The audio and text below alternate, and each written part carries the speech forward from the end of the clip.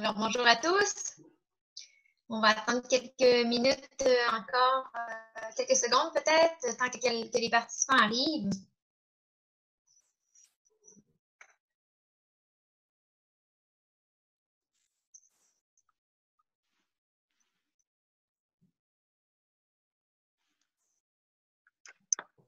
Alors, bonjour à tous. Donc, bienvenue à ce troisième webinaire en direct organisé par l'Association canadienne pour les Nations unies, la section de Québec. Alors, je m'appelle Caroline Richard, je suis la présidente de l'ACNU Québec. Je tiens d'abord à remercier la Nation Huron-Wendat d'accueillir le siège social de notre association sur son territoire. Alors, nos derniers webinaires des dernières semaines ont été des grands succès. Je remercie chaleureusement tous les participants d'y avoir assisté en si grand nombre. Sachez qu'il est toujours possible de visionner les webinaires en rediffusion sur la page Facebook de l'ACNU Québec, mais également sur YouTube.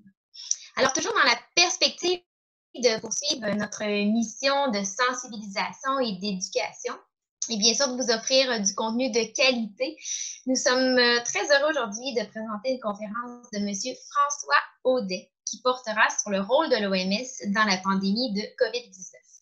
Alors, je tiens d'abord chaleureusement à remercier M. Audet d'avoir accepté de participer à notre activité. C'est vraiment un honneur de vous avoir parmi nous aujourd'hui. Je remercie également nos collaborateurs dans l'organisation de ce webinaire aujourd'hui, soit l'Institut d'études internationales de Montréal ainsi que l'ACNU du Grand Montréal. Alors, nous sommes très, très heureux de collaborer avec vous. Vous aurez d'ailleurs le plaisir d'entendre le président de la section du Grand Montréal, M. Marcelo Scarone, à la fin de la conférence de M. Audet. Alors, avant de vous laisser avec notre invité, j'aimerais en profiter pour vous présenter notre association. Alors, l'ACNU Québec a été créée en 2017 et elle est la filiale de l'ACNU nationale qui a été créée en 1946. Alors, notre mission, c'est de contribuer par des activités d'éducation, de sensibilisation, de mobilisation et de promotion à développer au sein de la population de la communauté métropolitaine de Québec une meilleure connaissance de l'Organisation des Nations unies, de ses idéaux, mais également de ses programmes. Alors, on vise également à faire connaître le rôle que le Canada joue au sein de l'ONU. En bref, l'association concourt à la quête de commune de la paix, des droits de la personne, du développement équitable et durable et de l'élimination de la pauvreté. Je vous invite d'ailleurs à devenir membre de notre association en vous rendant sur notre site web. Selon l'endroit où vous habitez, vous serez membre de la section de Québec ou du Grand Montréal. Je vous invite également à vous abonner à nos différentes plateformes sur les réseaux sociaux ainsi qu'à notre infolette afin de rester à l'affût des prochaines activités et des nouveaux projets. Finalement, j'invite les membres de la section de Québec à assister virtuellement à notre assemblée générale annuelle qui aura lieu ce jeudi 25 juin à 17 h. Alors, une conférence exclusive de M. Gaston Derry sera d'ailleurs offerte aux membres pendant l'AGA. Les détails d'inscription vous seront partagés dans le clavardage. Alors, j'invite maintenant Éric Duchesne à prendre la parole. Éric est administrateur de l'ACNU Québec depuis 2017 et il est professeur de sciences politiques à l'Université Laval. Éric sera le modérateur de la séance d'aujourd'hui. Alors, à toi, Éric. Merci beaucoup, Caroline. Donc, oui, effectivement, je suis Éric Duchesne, professeur à l'Université Laval. Donc, titre de modérateur, c'est avec grand plaisir que je me joins à vous, d'autant plus que je prendrai moi aussi, c'est un grand plaisir d'entendre François Audet. Avant de commencer, permettez-moi de vous transmettre quelques petites directives. Veuillez d'abord prendre note que la présentation est enregistrée et qu'elle sera disponible sur YouTube et le Facebook Live de notre organisation. Cette formule webinaire, vous êtes sûrement rendu compte que vos micros et vos caméras ont été fermés automatiquement. Alors, vous pourrez tout de même poser vos questions. Si vous regardez sous l'onglet au bas de l'écran, Q&A, peut-être Q&A si votre logiciel est en anglais.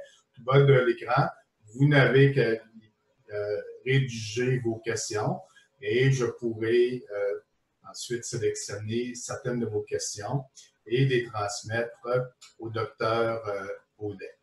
Donc, au nom des deux sections régionales du Québec, de l'Association canadienne des Nations unies, ainsi que l'Institut d'études internationales de Montréal. C'est vraiment avec un immense plaisir que j'introduis ici le professeur Audet. Donc, en cette période de canicule, nous considérons privilégié de pouvoir compter sur la présence d'un tel vulgarisateur scientifique dont la renommée dépasse de très loin la frontière du Canada. Donc, quelques mots sur M. Audet. Il est directeur de l'Institut d'études internationales de Montréal depuis mars 2018. Il est également professeur à l'École des sciences de la gestion de l'Université du Québec à Montréal. De plus, il est directeur fondateur de l'Observatoire canadien sur les crises et l'aide humanitaire. Il est titulaire d'un doctorat de l'École d'administration publique, mieux connu sous le vocable ENAP, qui porte sur les processus décisionnels des organisations humanitaires internationales par rapport au renforcement des capacités locales. Il a également été Visiting Scholar au programme on Humanitarian Policy and Conflict Research de l'Université Harvard. Avant d'entreprendre une carrière académique, François Audet a accumulé plus de 15 années d'expérience dans le domaine de l'aide humanitaire. Il a notamment été chef de la délégation régionale de l'Afrique de l'Est et de l'océan Indien pour la Croix-Rouge canadienne et directeur des programmes pour CARE Canada. Précédemment, il a travaillé plusieurs années en Amérique latine et en Asie du Sud-Est pour le compte du Centre canadien d'études et de coopération internationale, où il a agi à titre de chef des projets d'aide humanitaire. Il a participé à plus d'une centaine de missions humanitaires et d'appui technique, dont en Haïti, en Colombie, dans la Corne de l'Afrique et dans la région du Sahel. Ses intérêts de recherche portent sur les nouvelles pratiques de l'humanitaire ainsi que la gestion des risques et de la sécurité. Avec de telles lettres de créance, qui de mieux que le Dr Audet pour nous entretenir des activités de l'Organisation mondiale de la santé. Donc, sur ce, je vous donne la parole, M. Audet. Merci. Merci à tous. Merci en premier lieu à la CNU de l'invitation. C'est très apprécié et évidemment, canicule, pas canicule, c'est un plaisir aussi qui est à la fois personnel mais institutionnel. L'IEIM hébergeant la CNU à Montréal, ça nous fait d'autant plus plaisir de collaborer avec ses membres, avec sa direction pour une conférence comme celle-là. J'ai donc préparé à la demande donc de la CNU une brève présentation et comme on vient de le mentionner, Éric, je vais faire la brève présentation et ensuite il y aura un espace un temps pour des conversations à tout le moins pour répondre à des questions. Alors, je dis tout de suite en mesure de précaution méthodologique, c'est une conférence à caractère public. Hein, donc, je me suis permis de faire notamment, je vous présente un petit peu le panorama. Donc, je vais faire un bref contexte de ce qu'on appelle dans le monde, donc de ce qu'on appelle la santé publique mondiale ou de Global Health. Hein, donc, pourquoi aujourd'hui ce monde-là existe de cette manière-là et à quoi sert dans ce système-là l'Organisation mondiale de la santé. Deuxième élément, on va regarder ce que c'est que l'OMS en 2020, très factuellement, ça va sans dire, parce que c'est un organigramme très laborieux. Alors, on va s'en tenir vraiment au point de forme. Et ensuite, on va un peu décortiquer les faits en faisant une espèce de petite étude longitudinale depuis le mois de décembre dernier jusqu'à aujourd'hui. Qu'est-ce qui s'est passé exactement et quel a été le rôle notamment de l'Organisation mondiale de la santé. Puis je vais finir avec quelques conclusions, quelques réflexions. Ce que j'allais dire par rapport à ma précaution tout à l'heure, donc comme vous venez de le voir, c'est une conférence à caractère public. Alors, j'ai évidemment fait une brève recherche pour la montée et tout ça, mais c'est vraiment dans l'état actuel des choses, c'est pas une étude complexe, on s'entend, et on a encore très peu de données, très peu d'analyses, d'enquêtes notamment, ou d'études. La science nous a encore donné très peu de choses jusqu'à maintenant, comme vous savez, tant sur la pandémie que sur le rôle ou l'absence de rôle des différents acteurs lors de cette pandémie. Donc, je vais me lancer rapidement, peut-être en vous partageant, si vous voulez bien, mon écran. Alors, une petite PowerPoint pour aider, je crois que ça fonctionne. Donc, là, est-ce que juste me confirmer, Eric, que c'est bon, que tout fonctionne? Est-ce que quelqu'un oui, tout fonctionne. Oui, parfait, merci. Alors, donc, essentiellement, avant de parler de l'OMS, il faut parler faut peut-être prendre un pas de recul puis voir le monde dans lequel on est actuellement. Donc, le monde actuellement, c'est quoi? C'est pas juste le Québec et le Canada, comme vous le savez. Les faits sont importants à revoir. Donc, 50% de la population mondiale aujourd'hui n'a pas accès à des services de santé de base. Donc, une personne sur deux n'a pas accès à des services de santé de base. Donc, ça met déjà en perspective l'importance d'avoir des organisations comme l'OMS sur la planète pour assurer que certains services de base soient admissibles à des populations, à des pays qui n'ont pas les mêmes moyens que nous. 100 millions de personnes n'ont simplement pas d'accès à aucun soin de santé. Alors évidemment, ça, on parle de notamment les 100 millions de personnes déplacées notamment ou qui vivent dans des contextes de guerre ou d'extrême pauvreté qui n'ont pas donc accès à aucun soin de santé. Et plus largement, en termes sanitaires et d'eau potable, c'est des chiffres assez immenses, mais ça en dit long quand même sur la situation planétaire. C'est qu'il y a encore aujourd'hui 2,1 milliards de personnes qui n'ont pas accès à de l'eau potable. Alors, qui dit pas accès à d'eau potable dit en pleine pandémie, pas de moyen de se laver les mains, ou en tout cas avec beaucoup de difficultés. Et 4,5 milliards de personnes, c'est presque la moitié de la planète, sont privées donc d'installations sanitaires. Alors, ce contexte-là est important. Pourquoi? Parce que l'OMS, évidemment, c'est facile de la critiquer quand on n'en a pas besoin ou quand on pense qu'elle ne dessert pas à nous nos propres intérêts. Mais pour cette population-là, qui est une démonstration très factuelle qui, évidemment, désincarne je dirais l'humain derrière, où chacun de ces chiffres-là, c'est des gens, c'est des humains qui évidemment, sont juste pas nés au même endroit que nous. Alors, c'est fondamental de considérer le contexte planétaire de deux manières, donc de manière très inéquitable. On vit dans un monde inéquitable et je crois que la pandémie l'a mis en relief plus que jamais. Hein, donc, une partie de la population, certes, vit un drame, nous, dans les pays riches, mais clairement, on va passer à travers, même économiquement. Mais il y a une autre partie de la population qui non seulement aura des impacts économiques importants, mais des impacts humanitaires et n'a pas non plus accès à de simples soins de santé de base. Donc, l'OMS s'inscrit à l'intérieur de ça. L'OMS, comme vous savez peut-être, est née de la Deuxième Guerre mondiale avec les grandes agences onusiennes, en 1948, je crois. Donc, il dessert encore la même mission de coopération scientifique, de coopération médicale et de veiller justement dans ces chiffres d'inégalité-là à ce qu'il y ait justement un peu de ressources, et je dis un peu parce que comme on sait, l'aide internationale est quand même assez limitée, mais quand même qu'il y a des ressources du Nord ou des pays riches qui puissent desservir des populations qui clairement n'ont pas accès à des soins minimaux de base. Alors ça, je dirais, c'est le baseline en bon français, donc c'est vraiment l'état des lieux de la planète pour remettre en perspective le rôle et l'importance de la légitimité de l'OMS. Pardon. Je tiens à dire le mot légitimité parce que je vais évidemment avoir un regard assez critique dans les prochaines minutes sur l'Organisation mondiale de la santé, mais le fait d'être critique envers l'organisation ne doit pas porter préjudice à l'importance de sa légitimité et de sa présence partout sur la planète. Alors ça, c'est évidemment fondamental. Et là, en fait, je constate que je ne l'ai pas mis en plein écran. Alors, c'est peut-être mieux de le faire de cette manière-là. Je crois que là, il va y avoir une animation plus standard de mon PowerPoint. Alors, donc, voilà pour le contexte de la santé mondiale. Maintenant qu'on a dit ça, donc, qu'est-ce que c'est que l'OMS en 2020? Donc, on va vraiment tomber davantage dans des éléments de la bureaucratie puis de l'organisation de l'OMS. Encore une fois, je n'en fais pas une démonstration complexe parce que ça serait et très plate et très inutile, mais juste pour donner un aperçu dans l'histoire de la présentation, de voir qu'est-ce que c'est que l'Organisation mondiale de la santé en 2020.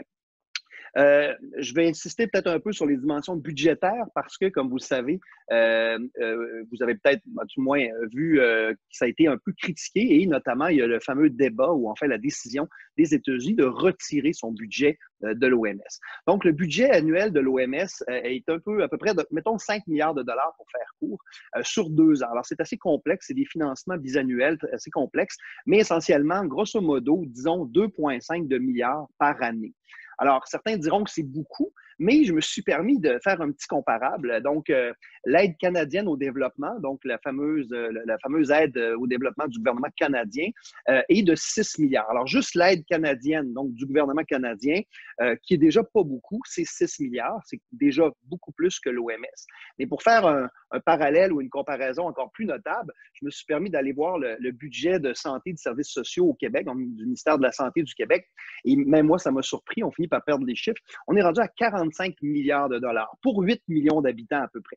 Donc, le budget de l'OMS, rappelons-nous, mettons 2 à 3 milliards de dollars par année, là, si on gonfle un peu, pour une population là, de 8-9 milliards, alors que le Québec, lui, à lui seul, son coffre, son trésor est de 45 milliards par année pour 8 millions d'habitants. Donc, encore une fois, ça met en perspective certains éléments du fait que ça peut paraître beaucoup de sous pour l'OMS, mais c'est très peu. Et en fait, et je pense que je vais le décliner assez bien dans ma présentation, les organisations multilatérales, l'OMS en particulier, est sous-financée. Ce sous-financement-là, ou ce problème de structure financière-là, que je vais décrire un peu plus loin, la met en état de grande vulnérabilité. Hein. Donc, je crois que s'il y a quelque chose à retenir, c'est certainement le budget du Québec par rapport à sa population versus l'Organisation mondiale de la santé, qui a quand même des prétentions d'aider. Rappelez-vous les chiffres de ma première diapo, hein, quand même des millions de personnes. Deuxième élément, donc, en termes de bureaucratie, c'est bon, l'OMS étant membre, étant une agence de l'ONU, on retrouve 194 États membres, donc de l'Organisation mondiale de la santé. Mais ce qui est intéressant et ce qu'il faut quand même rappeler, c'est que c'est une organisation qui est très décentralisée.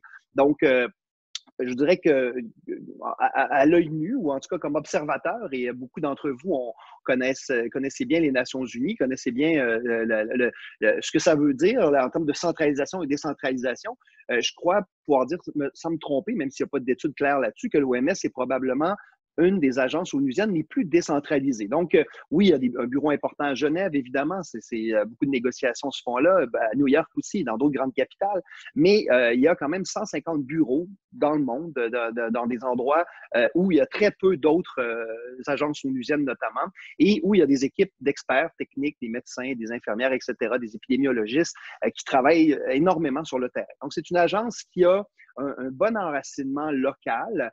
Et on sait que les Nations Unies se sont fait critiquer, se font beaucoup critiquer justement sur le décalage entre la situation des contextes nationaux, domestiques dans tous les pays versus là, le rôle, le pouvoir des grands sièges sociaux. Mais je pense que l'OMS a su dans son histoire depuis le début, mais récemment, surtout depuis les 20 dernières années, a compris notamment avec les pandémies comme l'Ebola, le choléra, évidemment avec le VIH aussi. C'est énormément décentralisé, beaucoup évidemment aussi en Afrique. Enfin, un dernier point qui est très important, c'est l'enjeu budgétaire, comme je le mentionnais. Je reviens un peu sur le budget et sur les origines de ces budgets-là. Donc, j'en nomme 4, puis ça, c'est pas de la grande science. Là. Vous trouvez ces informations-là un petit peu partout, mais quand même, le mentionner. Donc, une partie vient des contributions volontaires des membres. Ce sont donc des fonds qui viennent de manière souvent annuelle sur des programmes. Le Canada, par exemple, va soutenir la lutte contre le VIH-Sida de X millions de dollars, et donc, ça sera des montants ponctuels qui ne sont pas des obligations des États membres. Vous avez des contributions importantes, et je vais revenir tout à l'heure sur certains de ces éléments-là, notamment des fondations privées. La fondation Bill et Melinda Gates donne beaucoup plus d'argent à l'OMS que le Canada, par exemple. Donc, ça lui donne un rapport de force assez bizarre sur les enjeux éthiques et de gouvernance. Et en fait, le plus important, en fait, c'est les contributions fixes des États membres, donc les obligations, par exemple, pour lesquelles le Canada et les pays donateurs membres doivent fournir à l'OMS, représentent moins de 17 %. Alors bon, 16,87, c'est un peu précis, j'aurais pas envie la virgule, mais même moins de 20 %. Alors, c'est très peu. Ça veut dire quoi? Ça veut dire que ça force la direction générale et l'ensemble du moteur exécutif de l'organisation à être constamment dans des relations transactionnelles, politiques, de recherche de financement énormes parce que plus de 80% du budget vient de fonds qui ne sont pas récurrents et qui imposent à l'organisation une pression énorme de survie institutionnelle, de maintenir ces programmes qui sont, évidemment, on comprend les enjeux, évidemment, caractérisés par littéralement des enjeux de vie ou de mort. Et en fait aussi un faible pourcentage donc des organisations philanthropiques et des Nations Unies. Alors, donc voilà un peu le portrait du budget, mais j'ai été chercher un tableau qui est encore plus intéressant, si vous me permettez rapidement. Donc, c'est les contributions des membres de l'OMS. Et ce qu'on voit ici, donc, les États-Unis, donc, par colonne, hein, budget les 3 dernières années financières, 16, 17, 18, 19, 20, 21. Ce qu'on constate, c'est qu'en chiffre absolu, les États-Unis, c'est le plus grand donateur. On va voir comment ce demi-milliard de dollars-là aura comme impact s'ils vont au bout de ce processus-là de coupure financière, qu'est-ce que ça aura comme implication. Mais ce qui est important, c'est moins les États-Unis qui, par contre, on le voit et on le constate, est en baisse constante. J'insiste sur la Chine, évidemment, c'est là où ça joue, compte tenu de la démonstration que j'essaie de vous faire aujourd'hui. C'est que la Chine, évidemment, a triplé son financement dans les 3 dernières années financières. Donc, elle est passée d'à peu près 70 millions à presque 200 millions aujourd'hui. Donc, on voit l'importance, le rôle, le pouvoir que la Chine souhaite jouer à différents domaines, c'est bien connu un peu partout dans le monde, mais notamment au sein de l'Organisation mondiale de la santé. Et on voit l'importance de ces budgets-là à la lumière de la structure financière dont je vous expliquais tout à l'heure, à savoir qu'il y a seulement 20% des budgets qui sont des obligations financières des États membres, le reste venant des programmes. Alors, un pays peut, par exemple, décider de donner beaucoup d'argent une année sans que ça soit nécessaire, mais ce faisant, évidemment, il est assis à la grande table et il a évidemment beaucoup plus de pouvoir politique sur l'équation ou l'échiquier dans le contexte où il donne cet argent-là. Donc, le Canada, peut-être une petite parenthèse rapide, hein, fait pas pâle figure quand même à l'OMS. Fait pas le figure en général sur la scène internationale. On l'a vu avec l'échec du Conseil de sécurité, mais dans le cas de l'OMS, donc, il est quand même un donateur assez important. On parle d'à peu près autour de 100 millions par année, bon an, mal an, là, dans les 4-5 dernières années financières. Par contre, ce qui est important de mentionner, c'est que la Fondation Bill et Melinda Gates, encore, j'ai vu les chiffres tout à l'heure, c'est autour d'un demi-milliard par année, entre 300 et 500 millions par année. Donc, ce qui situerait la Fondation Bill et Melinda Gates parmi le ou les plus grands donateurs. Alors, une fondation privée, certes, avec des bonnes intentions, arrive avec quand même une déclinaison de pouvoir financier au sein de l'OMS, hein, qui a un intérêt public, qui n'est pas du tout la même chose qu'un intérêt privé. Et bien oui, c'est une fondation qui a des enjeux, qui a une mission louable, mais qui vient complètement, je dirais, modifier la structure de pouvoir, de représentation également des États membres, évidemment, sachant que la Fondation est en tête de liste, hein, de son influence dans l'organisation. Alors voilà pour la petite histoire du budget et de l'organisation. Alors maintenant qu'on a vu le panorama du contexte d'inégalité et de structure d'accès aux soins de santé très limitée dans le monde, l'importance de la légitimité de l'existence de l'OMS et d'une structure financière, disons-le, très complexe pour être poli, mais très aussi vulnérable, donc rend l'organisation très vulnérable. On revient maintenant, je vous invite à revenir à retracer les 6 derniers mois que nous avons tous vécu de peine et de misère, en tout cas confinés depuis les 3 derniers, mais aussi quand même pour vous tous là, qui êtes impliqués dans les enjeux de globalisation, de coopération internationale ou d'études internationales. Ce qui s'est passé dans les 6 derniers mois va marquer l'histoire, évidemment, c'est un petit terme, mais doit être, à mon avis, à regarder avec un angle non seulement critique, voire même, j'irais même plus loin. Enfin, je ne déclarerai pas tout de suite mes conclusions. Revenons sur les faits avant. Alors, qu'est-ce que l'histoire récente nous dit? Alors, rapidement, je vais établir encore une fois, c'est pas des grandes déclarations, c'est des éléments qui sont connus. Quand on les remet en perspective, on comprend davantage le rôle ou l'absence de rôle des acteurs.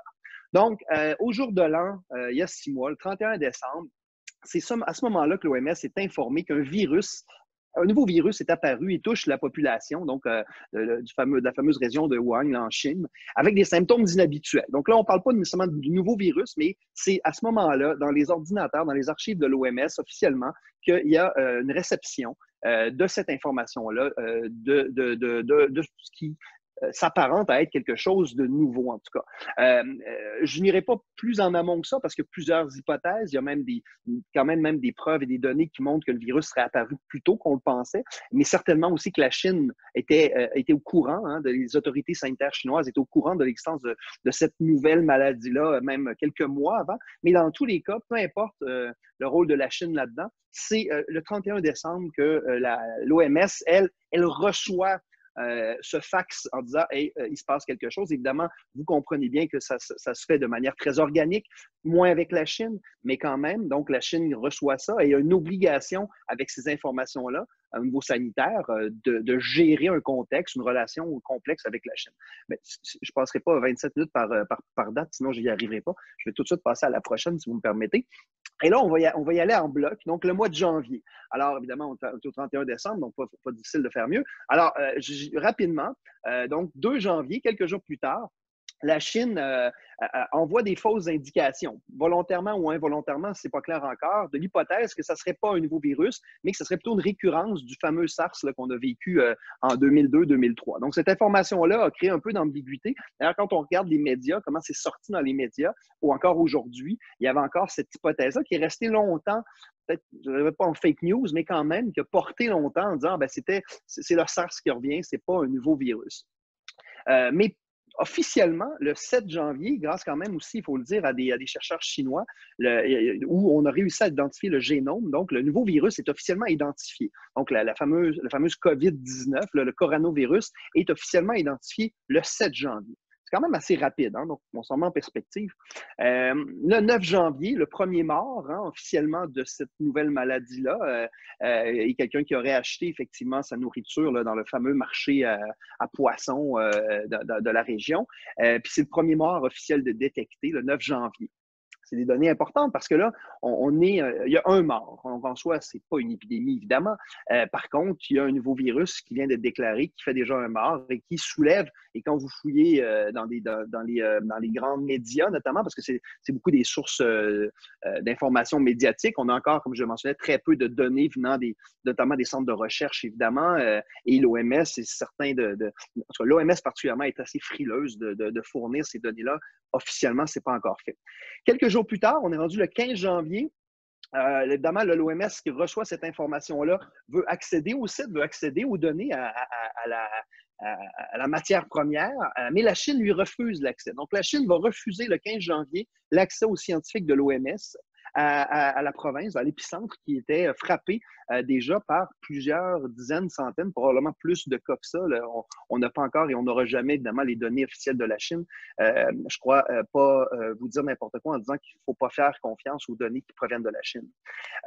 Mais seulement quelques semaines plus tard, donc le 28 janvier, c'est important de le mentionner, premier cas au Canada, en Colombie-Britannique. Donc déjà, le 28 janvier, le virus était rendu l'autre côté de l'océan. Donc, on avait un cas en Amérique du Nord, qui était celui donc en Colombie-Britannique, mais il y avait évidemment aussi des cas aux États-Unis à pareille date. Et le CDC des États-Unis confirme d'ailleurs la transmission humaine aux États-Unis le 30 janvier. Alors là, il y a une réaction, je dirais, relativement rapide de l'OMS. On pourra discuter de ce que ça veut dire, mais quand même, la même journée, il y a donc la fameuse déclaration d'urgence sanitaire mondiale, qui n'est pas la déclaration de pandémie mondiale. C'est deux choses très distinctes. La déclaration d'urgence mondiale, c'est une déclaration qui donne plus de pouvoir à l'OMS, qui lui permet d'utiliser des ressources et d'en demander plus des États membres, et qui aussi augmente en gestion de crise, si vous voulez, un protocole de collaboration implicite entre les États membres pour le partage du donné, de la coopération médicale, etc., d'avoir accès à cette nouvelle bébite que personne ne connaissait. Donc là, on se rappelle que 2 semaines plus tôt, la Chine avait refusé l'accès à l'OMS. Le 30 janvier, là, cette déclaration-là forçait la main à la Chine d'ouvrir ses frontières aux experts de l'OMS. Cette déclaration-là aussi, quand même, était une mise en garde, donc une mise en garde assez sommaire, sachant que la plupart d'entre nous, on est partis la semaine de relâche sans trop se soucier de ça, mais quand même une prise de considération sérieuse de la part des États membres qui doivent faire aussi leur travail de santé et de sécurité publique. Une semaine plus tard, on est dans le mois de février, donc une semaine plus tard, le 8 février, c'est la Chine autorise enfin l'accès à ces experts de l'OMS. Donc, on est passé là, à 3 semaines plus tôt, le 15 janvier, la Chine refusait l'accès aux scientifiques et le 8 février, c'est seulement 3 semaines plus tard, 3 semaines très précieuses. Hein? On sait c'est quoi 3 semaines là, dans le confinement. Là, on s'en serait tous bien passés de ces 3 semaines-là. 3 semaines plus tard, donc la Chine autorise l'accès à des experts de l'OMS à la province qui était l'épicentre à l'époque. Et enfin, de confirmer les hypothèses scientifiques et de permettre à l'OMS de s'accaparer de données probantes, de données scientifiques, etc., de patience zéro et tout ça, pour pouvoir lutter de manière internationale dans cette coopération-là de meilleure manière. Donc, le 15 février, et là, c'est un moment que j'ai choisi au hasard, donc je voulais atteindre un chiffre parce que vous allez voir dans la déclinaison de l'histoire. Donc, le 15 février, on est rendu, pour aussi donner une idée d'où on en est rendu dans l'épidémie, le 15 février, donc il y a quand même 50 000 cas en Chine. C'est probablement beaucoup plus, mais vous vous souvenez de la fameuse courbe qu'on voyait quotidiennement. On est à 50 000 cas en Chine et on est 500 cas d'infection dans 30 pays. Donc, ce n'est plus une épidémie régionale ou même domestique. On a étendu largement. On est déjà à 2 semaines plus tard, donc 2 semaines après avoir eu des cas, notamment en Amérique du Nord, etc., et de contamination communautaire, on est quand même rendu à un moment important, et c'est encore tôt là, dans l'histoire du confinement qu'on a vécu, donc un moment important où on a quand même un chiffre qui aurait pu être utilisé en disant on a atteint un chiffre, 50 000, 500 cas d'infection dans 30 pays, donc ça dépasse largement le contrôle de la Chine, parce que ce que l'OMS, la direction de l'OMS faisait valoir, c'est que la Chine avait le contrôle, notamment dans les premières semaines, et avait bien géré, était un bon acteur de cette crise-là. C'était comme ça qu'ils ont fait valoir le va-et-vient et l'espèce de relation mystérieuse là, de ce premier mois-là où l'OMS ne pouvait pas avoir accès au terrain et pour avoir accès au terrain, l'OMS a choisi la stratégie de flatter le dos à la Chine, mais ce faisant, a retardé le processus d'accès à l'information, d'accès aux données, et à ce que la science nous aura permis plus tard de savoir, et des semaines, évidemment, qui étaient particulièrement précieuses. 28 février, pour le besoin de notre conversation ici, rappelez-vous, c'est le premier cas officiel au Québec, quoique, encore une fois, beaucoup d'hypothèses mettent ce cas-là plus tôt, mais le premier cas officiellement détecté est le 28 février. Et, temps mort, hein, il se passe du temps, 11 mars 2020 seulement, alors qu'il y a près maintenant officiellement de 126 000 cas et 5 000 morts recensés dans une centaine de pays, peut-être plus, peut-être moins. Enfin, encore une fois, comme on sait, le dépistage et tout ça, je ne veux pas rentrer dans ce débat-là, mais on avait déjà la certitude à travers les données probantes, notamment de l'Université Hopkins et d'autres, que ces cas-là étaient recensés effectivement, et en termes de mortalité aussi, qui évidemment est probablement la donnée la plus fiable. L'OMS déclare enfin, je le mets en parenthèse, l'état de pandémie mondiale. Alors, j'aimerais bien voir les visages des gens qui m'écoutent actuellement parce que je pense que cette histoire-là, qui a été reprise par plusieurs grands médias, etc., notamment plusieurs médias européens qui ont été frappés les premiers, évidemment, les premiers, disons, très durement un peu avant nous, ont vraiment décrié ces délais-là pour lesquels, encore aujourd'hui, hormis des hypothèses qu'on peut discuter, on n'a pas encore évidemment de détails officiels sur la manière dont le leadership de l'OMS a été responsable en termes d'action ou d'inaction. Mais la conséquence au bout du compte de ça, de cette action ou de ces actions ou de ces inactions-là, c'est que vous constaterez comme moi qu'il y a eu énormément de délais inexplicables, irresponsables, voire même la négligence dans ces délais-là, sachant l'impact que ça a oui, sur la vie de milliers de personnes, mais ensuite de ça, sur l'économie, sur la société, etc. Et on en aura, comme on sait, pour des années à s'en remettre.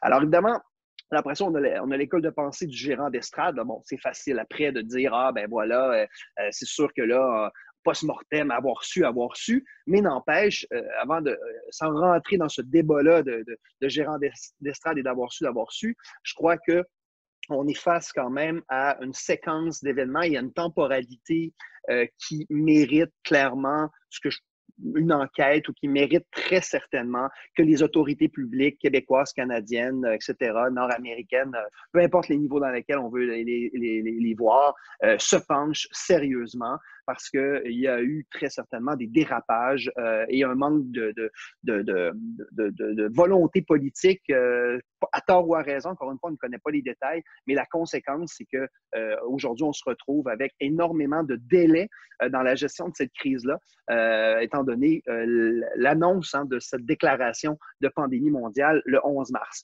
Et juste en guise de petits détails, donc la déclaration de pandémie mondiale donne évidemment un accès à des ressources encore plus importantes dans le cas de l'OMS. On rentre dans un protocole de coopération de gestion de crise beaucoup plus sophistiqué et aussi permet à l'OMS, sans avoir de pouvoir coercitif, on le sait, les États sont souverains, mais quand même de jouer un rôle beaucoup plus proactif dans le partage d'informations forcées, je dis entre guillemets, les États à déclarer l'information, à la partager afin qu'on ait un état des lieux.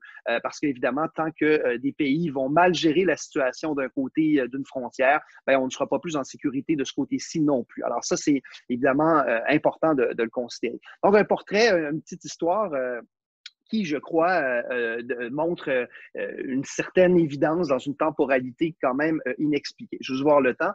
J'achève avec ma conclusion que je me suis permis d'appeler autopsie d'une tempête parfaite. Ma conclusion, pourquoi? Parce que très souvent, quand on voit on analyse des catastrophes importantes, notamment ne serait-ce que des accidents d'avion, ce qu'on constate, c'est que c'est une multitude de petites erreurs ou de petites négligences qui, pris de manière isolée, ont très peu d'impact, mais s'ils se retrouvent de manière séquentielle dans un même événement, vont avoir la catastrophe qu'on voit. Donc, dans le cas par exemple, un accident d'avion, vous avez le boulon qui n'était pas le bon, le technicien qui est en vacances, le vent qui venait du nord-ouest à tel degré, etc. Et tout ça, toute cette séquence-là va faire que l'avion va finalement tomber malgré toutes les mesures de mitigation, de précaution, etc. Alors là, on est vraiment dans cette tempête parfaite-là où on a, puis je n'ai pas le temps de tout le décliner, mais vous allez voir que dans les grandes lignes, on voit un peu ce qu'il y a derrière. Donc, essentiellement, un contexte dans lequel l'OMS était déjà vulnérable dans sa structure de financement et très soumis au clientélisme. Très clairement, la relation avec la Chine l'a mis en position de faiblesse et n'a pas permis d'avoir accès à aux données du terrain suffisamment rapidement, en tout cas pas assez rapidement et avec tellement de retard, ce qui a fait en sorte que le reste de la planète a un peu baissé la garde ou ne l'a pas monté au bon moment. Il y a donc, à mon avis, puis c'est facile parce que bon, des réformes dans le système onusien, on en parle, on en fait peu, mais un impératif de réforme, et je crois que ne serait-ce que pour le respect des milliers, voire des centaines de milliers de morts qu'on aura à la fin de tout ça, l'impératif d'une réforme de l'OMS s'impose, évidemment.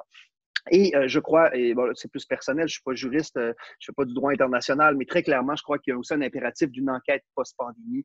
Ça c'est fondamental. Peu importe la manière dont ça sera fait, il faut absolument qu'on tire non seulement des leçons, mais qu'on identifie le cas échéant s'il y a eu ou pas de la négligence. Une menace, si elle avait été terroriste, on l'aurait prise au sérieux bien avant et on aurait mis probablement des gens au rencard bien avant, mais compte tenu de la nature un peu, oui, certes, incertaine de cette menace-là, je crois qu'on a beaucoup moins fait attention à cette menace-là et on a quand même l'obligation à ce stade-ci d'une reddition de comptes et qu'il y ait un processus d'enquête post-pandémie qui soit fait. Il est encore trop tôt pour le faire parce qu'on n'a pas d'énergie à mettre encore là-dessus, mais il faut absolument documenter tout ce qui s'est passé et s'assurer qu'éventuellement, on puisse faire l'enquête, le cas échéant, de bonne manière. En termes de responsabilité dans ce schéma-là, on ne peut pas seulement non plus pointer du doigt que l'OMS. Je crois que c'est vraiment une triple responsabilité. Elle est probablement beaucoup plus complexe que ça, mais je la décline ainsi. Donc, la Chine, en premier lieu, qui était le pays hôte de cette pandémie-là. Je me permets de dire que je me permets de l'audace de dire que si la pandémie avait éclos dans une démocratie, ça ne serait probablement jamais arrivé. Il n'y aurait jamais eu ces débordements-là. Il y a eu une espèce de syndrome de Tchernobyl dans lequel la Chine s'est pris de déni, de prolongation, de cacher tout ça, etc. Et ces semaines qu'on aura perdues à attendre que la Chine nous fournisse de l'information fait en sorte que la Chine est co-responsable et co-imputable de la dérive que l'on connaît. Il y a aussi une dérive des services de renseignement, très certainement, parce que nonobstant ce que savait la science et l'OMS, et nonobstant ce que la Chine voulait ou pas divulguer, clairement, les services de renseignement, par manque d'information ou parce qu'ils avaient l'information, ils n'ont pas pu la transmettre adéquatement aux autorités. Dans ce cas-là, on sait que la Maison-Blanche a été informée très tôt dans le processus, même chose qu'Ottawa et Paris et Londres. Je parle des services de renseignement de chez nous, disons, avaient cette information-là. Et encore une fois, si la menace avait été prise avec la menace avait été terroriste, là, donc l'acte terroriste possible, on aurait pris évidemment beaucoup plus au sérieux dans l'échelle de cette pyramide-là ou de peu importe le type de tableau de risques et menaces qu'on va faire. Mais comme elle était sanitaire, comme on ne maîtrisait pas, on n'écoutait peut-être pas ces informateurs-là correctement, des informateurs qui étaient scientifiques et non pas de nature militaire ou sécuritaire, et on a vraiment sous-estimé. Et là, c'est vraiment un échec des services de renseignement. Encore une fois, je ne pointe pas du doigt les services de renseignement en général. Ils avaient l'information, et on sait notamment dans certains cas, et les données sont claires, qu'ils ont informé les têtes des dirigeantes des pays, même incluant le Canada, qui n'a pas écouté cette menace-là. Donc, tant les autorités que le service de renseignement de la hiérarchie occidentale a échoué à écouter la menace également. Et évidemment, l'OMS, comme je viens de le mentionner, tant dans sa vulnérabilité, dans son manque de leadership aussi, je crois que la direction actuelle n'a pas pris la situation au sérieux au bon moment. On aurait aimé, puis on le voit à quel point c'est important, on l'a vécu au Québec et on le voit comment ça se passe, notamment aux États-Unis. On voit à quel point que la communication en gestion de crise est centrale. Elle doit être présente, elle doit être régulière, elle doit être professionnelle et scientifique. Et dans ce cas-ci, l'OMS, peut-être par ces premiers dérapages au mois de janvier, on l'a plus entendu. À moins que, comme vous et moi, si vous êtes sur les réseaux des Nations Unies, de temps en temps, on voyait des petits bulletins qui sortaient par-ci, par-là. Mais l'OMS comme tel n'a pas été le porteur du drapeau de son dossier, et c'était son dossier clairement. Ça a été évidemment relégué, pris en charge par des États, par les chefs d'État qui étaient aussi leur responsabilité, mais l'OMS n'a pas joué la carte politique qu'elle aurait dû jouer dans cette équation-là. Et je termine et je conclus, donc j'invite éventuellement les animateurs à venir me rejoindre sur une phrase qui est assez philosophique et peut-être un peu naïve, mais qui souvent solutionne toutes les grandes questions que nous avons. Comme on dit pour les politiciens, on a un peu les organisations multilatérales que nous méritons. Donc, si on les finance mal, si on leur demande de faire de la business et du développement d'affaires et qui sont sur des modèles transactionnels avec des parties prenantes privées ou des États dictatoriaux, comme c'est le cas de la Chine, évidemment, on les met en grande vulnérabilité et il ne faut pas se surprendre après de ce qui s'est passé parce qu'on est aussi, nous, co-responsables d'avoir laissé l'OMS je dirais, ne pas avoir les ressources nécessaires et ne pas avoir la structure et le leadership nécessaire parce que finalement, on est membre de l'OMS aussi. C'est pas tout que de faire des chèques, c'est aussi notamment, et là, je profite des gens de la CNU qui sont dans la salle peut-être, de dire, et on l'a vu avec le Conseil de sécurité, d'avoir un programme et un plan de politique étrangère structurant qui permet notamment la nomination de champions et de championnes dans les organisations de cette nature-là aurait été fondamentale. Et on a évidemment beaucoup d'experts au Canada, tant des diplomates que des experts en santé mondiale qui auraient pu et qui auraient dû être placés dans cette organisation-là bien plus tôt. Alors, je crois que l'OMS est un peu le résultat d'une équation malencontreuse et de sous-investissement et de désengagement, malheureusement. Alors que je termine quand même, j'espère, sur une bonne note. On l'a vu jouer un rôle central, notamment dans l'épidémie d'Ebola. Évidemment, elle a joué un rôle central, on le sait, dans les épidémies de choléra, etc. Dans d'autres endroits dans le monde, elle a un rôle fantastique. Mais dans ce cas-ci, à mon avis, elle aura échoué à jouer ce rôle-là pour des raisons, évidemment, très complexes que j'ai essayé en quelques minutes de vous résumer. Alors, voilà la fin de ma petite présentation. Merci, merci beaucoup, merci énormément. Vous avez vraiment fait honneur à votre réputation de grand vulgarisateur scientifique. Peut-être un petit rappel pour ceux qui se sont joints à nous en cours de route. Le tout est enregistré, il sera disponible sur YouTube ainsi que sur le site Facebook de la CNU. Vos micros, caméras étaient fermés automatiquement, mais j'ai vu que vous avez suivi mes directives. Il y a de nombreuses questions dans le Q&R. Et ça va me faire plaisir d'en lire quelques-unes. Si vous voulez, je vais quand même assez rapidement résumer une petite expérience personnelle qui c'est peut-être de l'anecdote. Au début janvier, j'étais en Chine. Et je n'ai pas eu énormément de discussions sur la question, si ce n'est avec mon collègue qui, de tous les endroits, est professeur de l'Université de Wuhan. Donc, j'ai pris, il est venu me chercher à l'avion, il m'a amené, je devais me rendre à Kunshan. C'est à peu près, avec lui, j'en ai discuté, mais très, très peu. J'ai passé quelques jours là-bas. Alors, il y avait très peu. C'est au retour, là, c'est peut-être juste du type de l'anecdote. Lorsque j'ai pris l'avion à Shanghai, immédiatement, on a fait un petit bout, on nous a arrêtés. On a dit qu'il y avait quelqu'un qui avait un malaise sur l'avion. On devait sortir la personne de l'avion. Ensuite, on a pris notre vol. Quelques heures plus tard, on demandait s'il y avait un docteur sur l'avion, et etc., etc. Et on nous a dit à l'arrivée de demeurer dans nos sièges, qu'il devait évacuer cette personne-là. Immédiatement, en sortant de l'avion, on a examiné tous nos passeports et on a attendu au bas mot 2 heures au carrousel pour avoir nos bagages. Ça c'est peut-être juste de l'anecdote, mais c'est un peu pour revenir sur ce que vous disiez. Alors, qu'est-ce que la Chine savait déjà au début janvier, cette série de choses-là? Donc je n'ai pas de preuves à l'appui, mais je peux simplement partager cette petite anecdote. Peut-être en titre, comme première question, donc on convient très bien que l'OMS est une des organisations les plus importantes des Nations Unies quant à son rôle. François, craignez-vous que la politisation récente de cette organisation due à la pandémie va venir miner les activités essentielles sur le terrain? Ou est-ce qu'on pourrait croire au contraire que c'est simplement une tempête dans un verre d'eau, tout reviendra à la normale d'ici quelques temps, ou même si on est un optimiste, le fait qu'on en parle beaucoup plus de l'OMS, dans cette conférence-là en est la preuve, qu'on peut être optimiste et dire oui, que le financement est augmenté, on va se rendre compte que c'est une organisation qui est très, très, très importante, qu'on doit l'appuyer d'autant plus. Et bon, ça serait ma question. Ça résume en quelque sorte, il y a plusieurs des questions là, qui tournent autour de cela aussi. Oui. Donc, je vous écoute.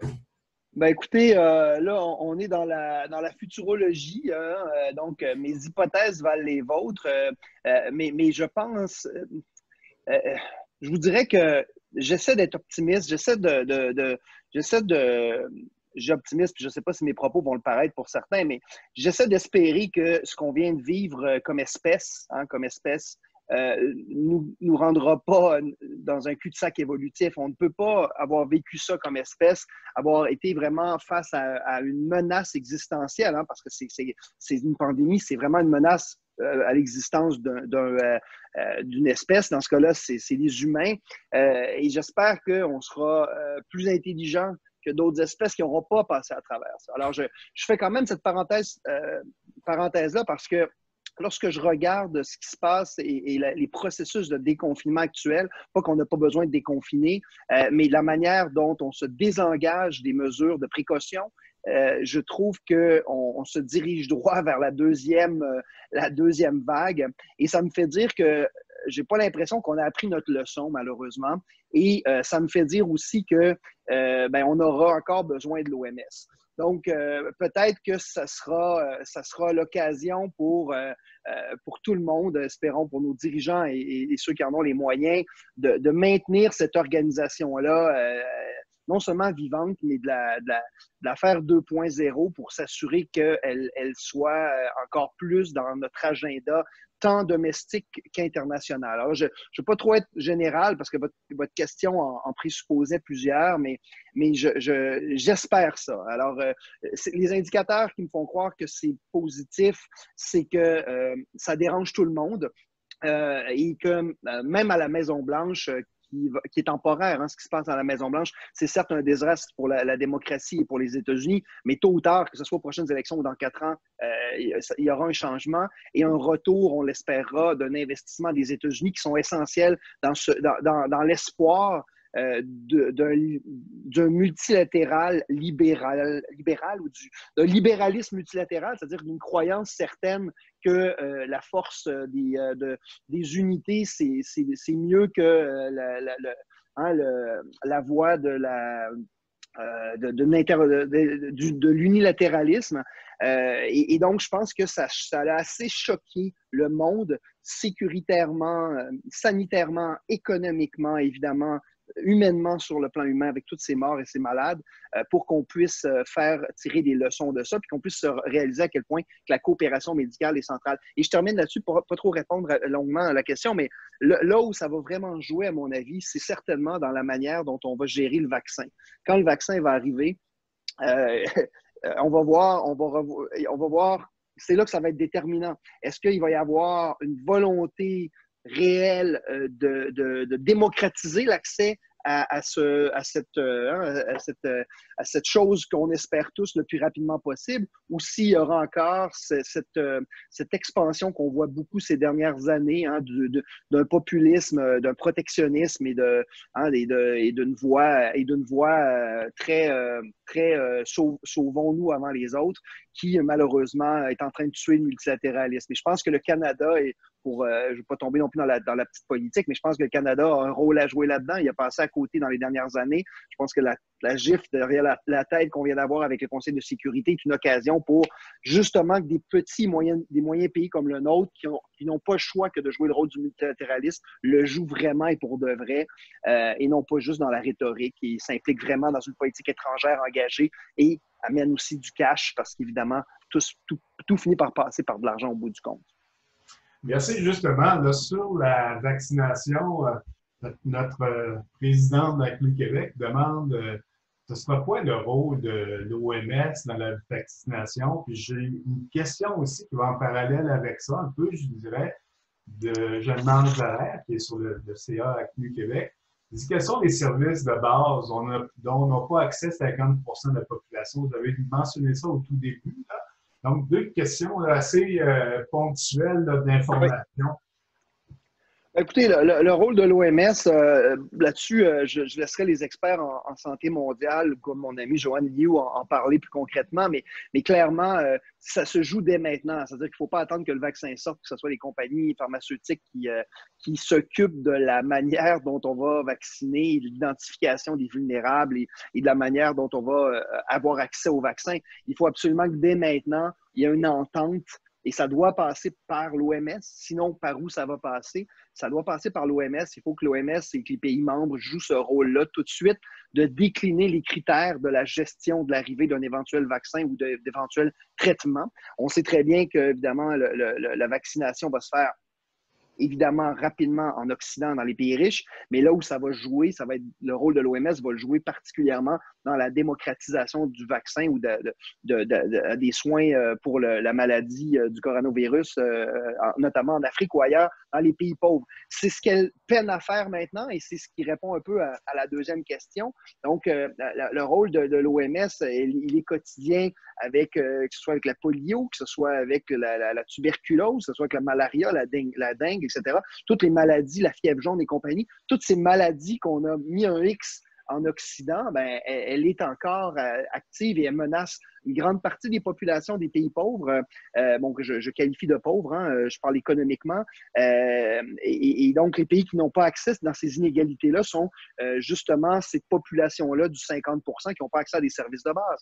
Si les enfants n'ont pas accès à des vaccins puis que la mortalité infantile en bas de 5 ans est un taux, je ne me souviens plus des indicateurs, X, Y, Z, ben, c'est là où on détermine que la population n'a pas accès à des soins de santé de base. Si les femmes qui sont enceintes n'ont pas accès à des soins de santé pour avoir des accouchements sécuritaires, ils n'ont pas accès à des soins de base, etc. Alors, ces critères-là, ils ne sont pas miens, évidemment, vous comprendrez bien. C'est des listes, c'est des critères que vous pouvez retrouver notamment dans les grands sites, notamment, oui, de l'OMS ou des grandes ONG de santé publique mondiale, qui ont déterminé à travers des normes, hein, notamment à travers les normes SPHARE ou d'autres normes de santé mondiale, ce genre de déclinaison-là et qui permet de mettre certains ratios sur à partir de quand une personne n'a ou pas accès à des soins de santé de base. Mais donc, le rôle de l'OMS, pour répondre au truc du vaccin, il est à 2 niveaux. Il est dès maintenant et le plus rapidement possible pour déterminer la manière dont va se dérouler le processus de vaccination. Et il est ensuite je dis en deuxième parce que ce sera malheureusement sûrement le cas, pour tous ces pays qui ne seront pas dans la lutte des forces actuelles pour avoir accès au vaccin, qui n'auront pas investi dans la biopharmaceutique ou tous ces pays-là qui malheureusement n'ont pas de masque, qui n'ont pas accès à des équipements de base, ben, vont être malheureusement les derniers vaccinés. Et c'est là où l'OMS doit jouer un rôle pour démocratiser l'accès aux soins de santé et notamment à ce vaccin ou à n'importe quel traitement efficace. Merci. C'est incroyable. Le temps file à une vitesse folle. Je vais m'excuser à l'avance. On avait vraiment de très nombreuses questions. Je vais quand même me permettre peut-être une toute petite dernière question que je trouve quand même très bonne de la part de Jeff Prim qui dit que, étant donné la situation financière précaire de l'OMS, est-ce que l'augmentation par certains pays, qui donne cite la Chine par exemple, pourrait venir jouer un rôle d'influence de levier envers l'OMS, donc briser son impartialité? Puis je me permets une petite question corollaire aussi. Claudia Morin, est-ce que ça vaut aussi pour un petit pays comme le Koweït qui a triplé son financement?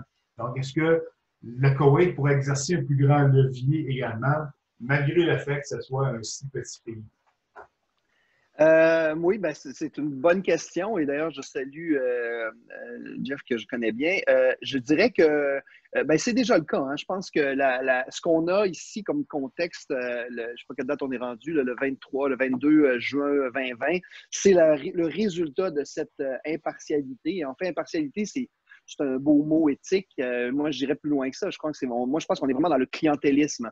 Et donc, l'influence de la Chine dans l'équation de la gouvernance de l'OMS nous a contraints à être dans ce contexte-là aujourd'hui. Parce que certains pays qui ont joué excusez-moi l'anglicisme, la game de la démocratie et ont fait confiance au système, comme le Canada, se sont trouvés clairement avec très peu de pouvoir et très peu d'influence, alors qu'on a énormément d'expertise et quand même, on donne beaucoup d'argent.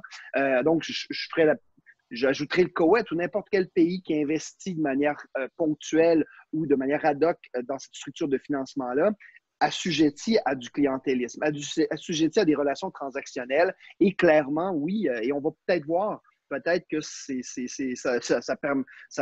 sauvera peut-être le financement de l'OMS ces années-ci, mais c'est sûr qu'il y aura des investissements qui vont être faits, à mon avis, de pays qui n'étaient pas dans le jeu politique du tout ces dernières années et qui voudront avoir accès à la table de négociation. On va voir arriver ça. Mais je vous dirais qu'au final, c'est pas normal que ce soit le moyen d'accéder au vaccin dans une organisation multilatérale qui essaie d'être représentative que d'avoir à payer son membership. On n'est pas au Conseil de sécurité, on est à l'OMS. Alors, on va laisser le Conseil de sécurité se gérer comme ça, mais on espère que l'Assemblée générale des Nations unies et l'OMS auront une coordination et une gouvernance beaucoup plus partiale, pour reprendre le terme des questions posées, et beaucoup moins axée sur le clientélisme. À mon nom personnel, un gros merci. Je ne peux que me souhaiter avoir l'occasion d'en rediscuter avec vous. Avec plaisir. Bonne bière fraîche. Puis, même si c'est à 2 mètres de distance. Donc, c'est maintenant avec un grand plaisir que je vais donner la parole à Marcelo Scarone, qui est le président de l'ACNU Montréal. Et il va... Merci beaucoup, Eric. Comme tu as dit, quand le temps nous a passé peut-être plus vite que le déconfinement ici au Québec. Donc, comme on n'a pas beaucoup de temps libre, je voulais déjà commencer par remercier, bien sûr, François. Je pense que déjà lui remercier, bien sûr, parce que, comme il a dit au début, l'ACNU Grand Montréal est hébergé dans son institut, ici à l'UQAM à Montréal, donc à l'Institut international. Donc, merci pour ça. Mais merci surtout, plus relevant pour la conférence aujourd'hui, parce que fidèle à ses habitudes, je pense que François fait une présentation puis une explication tellement claire et tellement to the point, expliqué en français, que effectivement, je pense qu'on sort tous gagnants et un peu plus informés. Et je voulais juste, avant de remercier mes autres collègues, je voulais justement dire que j'étais assez impressionné, pour ne pas dire très d'accord, avec comment François a fini son autopsie de la situation en disant qu'on a les organisations multilatérales qu'on mérite. Comme ancien fonctionnaire d'une autre association, une organisation internationale, en l'occurrence l'UNESCO, à l'OMS, mais qui fonctionne d'une façon très similaire, je pense être bien placé pour savoir que oui, on peut les critiquer beaucoup, surtout leur fonctionnement interne, leur bureaucratie, leur lenteur, leur difficulté à réagir. Mais en même temps aussi, je pense que François l'a dit plusieurs fois, ce sont des organisations qu'on doit avoir, qu'on doit continuer à appuyer, qu'on doit continuer à faire exister, parce que sans ce multilatéralisme-là, François l'a dit à plusieurs reprises, je pense qu'on ne serait pas dans la même situation. Donc, je pense qu'en tant qu'ACNU, que ce soit à Montréal, que ce soit à Québec, ACNU au niveau national, comme le nom indique, Association canadienne pour les Nations unies, on se doit quelque part aussi de promouvoir ce débat-là, de promouvoir le débat sur les agences spécialisées du système.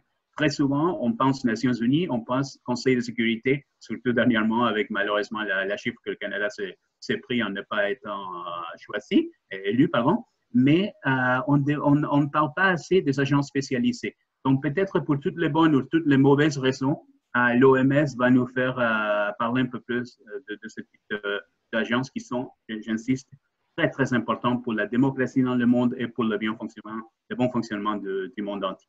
Donc, encore une fois, un grand merci à François. Je ne veux pas prendre plus de temps. Je pense qu'on pourra discuter de ces questions-là pendant 2 heures et 2 heures.